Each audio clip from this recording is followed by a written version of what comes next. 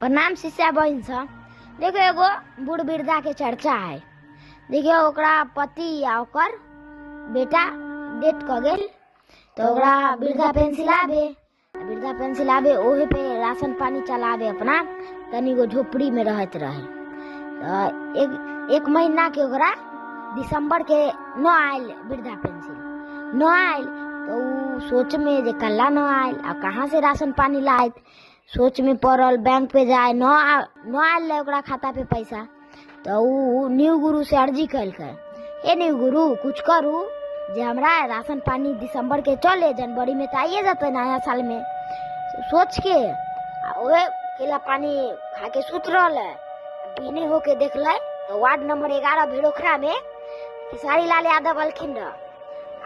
पूरा गांव में राशन आर बांट कर गेलखिन तो खुश हो गए बुढ़िया जी महीना के तो राशन हमरा मिल गेल। सब न्यू गुरु के महिमा है। जय जोगिंदर भैया।